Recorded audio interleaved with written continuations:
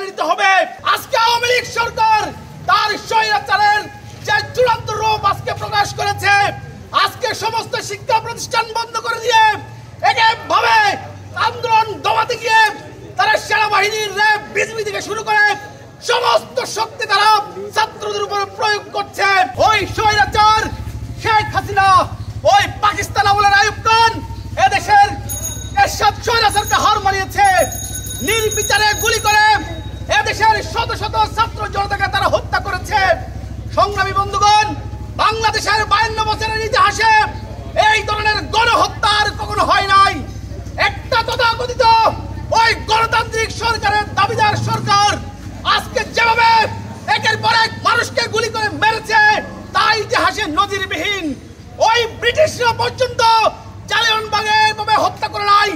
সংগ্রামী বন্ধুগণ, আজকে আওয়ামী লীগ সরকার তার স্বৈরাচারের যে চূড়ান্ত রূপ আজকে প্রকাশ করেছে।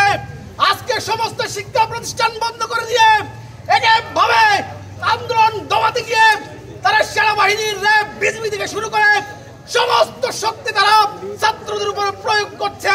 আমরা তার তীব্র নিন্দা জানাই।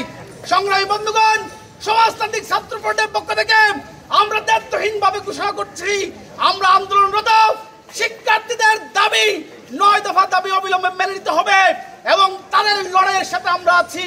সংগ্রামী বন্ধুগণ, আজকে সমাজতান্ত্রিক ছাত্র ফ্রন্টের আজকে এই শোক মিছিল পরবর্তী সমাবেশ, আমাদের এই সমাবেশে উপস্থিত আছেন সমাজতান্ত্রিক ছাত্র ফ্রন্ট কেন্দ্রীয় কমিটির দপ্তর সম্পাদক ছাত্রদলী কুমার রায় আছেন, সমাজতান্ত্রিক ছাত্র ফ্রন্ট কেন্দ্রীয় কমিটির অর্থ বিষয়ক সম্পাদক সুলতান আক্তার, সমাজতান্ত্রিক ছাত্র ফ্রন্ট কেন্দ্রীয় কমিটির সাংগঠনিক সম্পাদক সোহেল আহমেদ শুভ উপস্থিত আছেন, সমাজতান্ত্রিক ছাত্র ফ্রন্ট কেন্দ্রীয় কমিটির সহ সভাপতি সুস্মিতা মরিয়ম এবং সমাজতান্ত্রিক ছাত্র ফ্রন্ট কেন্দ্রীয় কমিটির সভাপতি